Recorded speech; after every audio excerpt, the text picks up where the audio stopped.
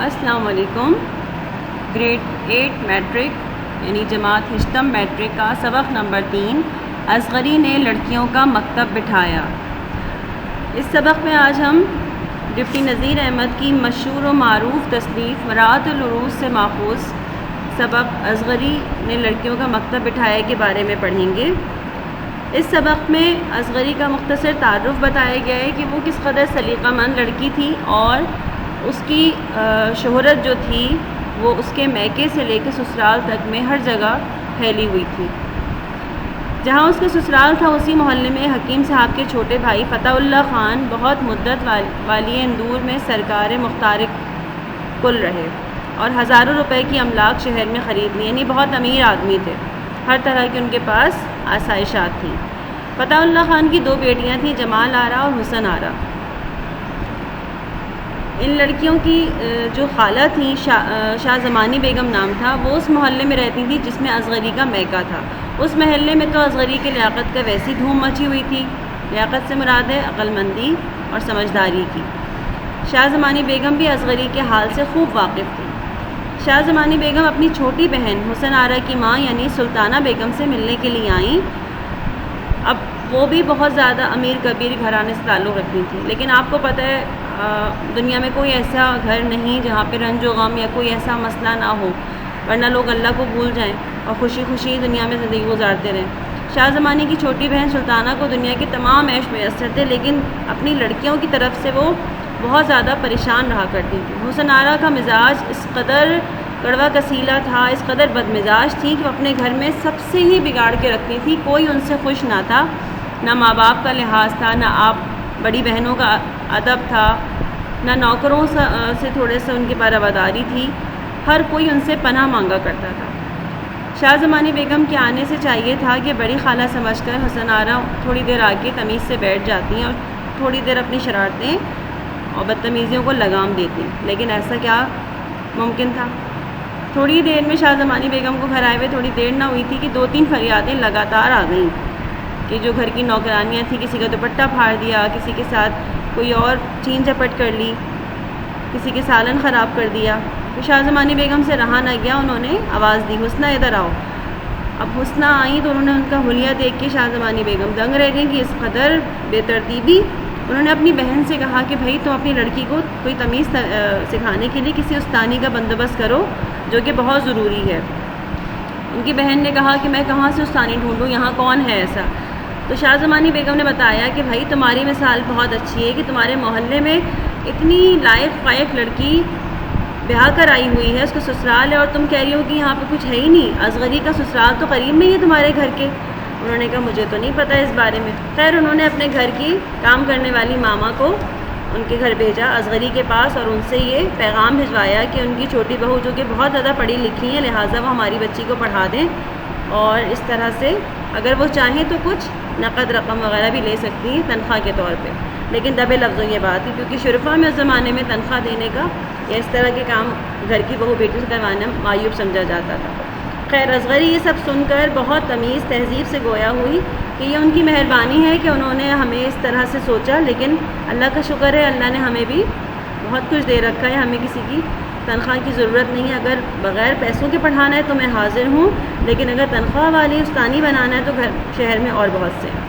اصغری کی اتنی مدلل اور شستہ گفتگو سن کر جو ان کی ملازمہ مانی جی تھی وہ تو دنگ رہ گئیں اور بہت خوش ہوئی، معذرت کی کہ بھی مجھے معاف کرنا، میں نے آپ سے تنخواہ کی بات کی۔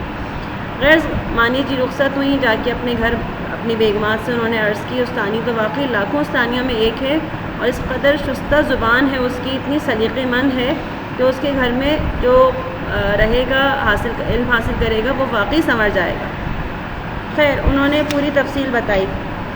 اس کے بعد شاہ زمانی بیگم اور سلطانہ بیگم خود چل کے دونوں اصغری کے گھر آئیں اور دونوں بہنوں نے اصغری سے درخواست کی کہ مہربانی کر کے اس کو دل سے پڑھا دیجیے۔ اصغری نے کہا، کثر نفسی سے کام لیتے ہوئے کہا کہ اول تو مجھے خود بہت کم علم آتا ہے، لیکن جو بھی آتا ہے میں اس کو بتانے سے گریز نہیں کروں گی۔ چلتے ہوئے سلطانہ بیگم نے اصغری کو اشرفی دینا چاہی۔ اس زمانے میں اشرفیاں چلتی تھیں جو کہ بہت قیمتی ہوتی تھیں، لیکن اصغری نے کہا اس کی کوئی ضرورت نہیں ہے۔ تو سلطانہ نے کہا کہ استغفر اللہ، پڑھائی کی تنخواہ میں نہیں دے رہی ہوں، میں تو یہ تبرک کی مٹھائی کے لیے دے رہی ہوں۔ بسم اللہ کی مٹھائی ہے۔ اصغری نے کہا ہاں، شروع میں تبرک کہتے ہیں جو برکت کے لیے مٹھائی وغیرہ بانٹی جائے، اس کا بھی انتظام اصغری نے خود کیا۔ اپنے گھر سے اپنے گھر کی ملازمہ کو اشارہ کیا، وہ ایک قاب یعنی کہ تھالی بھر کے نقطیاں لے آئی، چھوٹے چھوٹے دانے ہوتے ہیں میٹھے، وہ لے کر آئی اور پہلے اس کے فاتحہ دی اور اس کے بعد حسن آرا کو دی اور باقی سب بچوں کو بٹوا دی۔ اور آخرکار سارے زمانے کی باتیں ہوئیں، شاہ زمانی بیگم اور ان کی بہن حسن آرا کو اصغری کے حوالے کر دیں۔ یہ ہمارے سبق کا تھوڑا سا میں نے آپ کو تعارف کروا دیا، امید ہے کہ آپ کو سمجھ آ گیا ہوگا۔ اس سبق کے الفاظ معنی ہیں املاک، ملکیت، استاد کہتے ہیں دکھ یا مصیبت کو، استانی گیری، استانی بننا، افسر بندوبست، مینیجر، آدمی بن جانا، مہذب ہو جانا، بگھی ایک خاص قسم کی گھوڑا گاڑی ہوتی تھی جس میں 4 پہیے ہوتے تھے، آج کل بھی آپ کو کہیں کہیں نظر آ جاتی ہے۔ بعد ازاں یعنی کہ اس کے بعد، کسی بات کے بعد کی بات کرنا ہو تو کہتے ہیں اس بعد ازاں اس کے یہ ہوا تھا، ٹھیک ہے۔ اس کے بعد ہے بگاڑ، یعنی کسی چیز کو خراب کر دینا، بگاڑ دینا، اس کا بیڑا غرق کر دینا۔ پالکی ایک سواری ہوا کرتی تھی جس میں خاص طور پہ خواتین سفر کیا کرتی تھیں، جس کو 2 افراد کندھوں پہ اٹھا کے چلتے تھے، اس میں پردے لگے ہوتے تھے۔ تبرک میں نے آپ کو بھی بتایا، برکت کے لیے جو چیز تقسیم کی جائے اس کو تبرک کہا جاتا ہے۔ تحصیلدار، جیسے آج کل SHOs ہوتے ہیں، صوبے دار ہوتے ہیں، ان کو تحصیلدار کہا جاتا تھا پرانے زمانے میں۔ تصنیف کتاب لکھنا، تالیف معنی کتاب لکھنے کے لیے مواد جمع کرنا، میٹر اکٹھا کرنا، ٹھیک ہے۔ دہائی دینا، فریاد کرنا، رو رو کر شکایت کرنا۔ ڈھنڈورا معنی کرتے ہیں اعلان کر دینا، منادی کر دینا، بہت زیادہ کسی چیز کا اعلان کرنا بڑے پیمانے پر۔ رنجیدہ خاطر معنی دکھا ہوا دل ہونا۔ سر کھسوٹ یعنی سر کے بالوں کو نوچنا کھسوٹنا، جو عام طور پہ لوگ لڑائی جھگڑے میں ایک دوسرے کے ساتھ کرتے ہیں۔ شستہ تقریر، صاف اور عمدہ گفتگو کرنا، بالکل روانی سے، صفائی سے، مدلل گفتگو کو کہا جاتا ہے شستہ تقریر کی۔ قباحت معنی برائی، کوٹھا کہتے تھے اوپر کی جو کمرے، اوپر کی منزل پہ کمرے بنے ہوتے ہیں ان کو کوٹھا کہا جاتا تھا۔ قاب معنی تھالی۔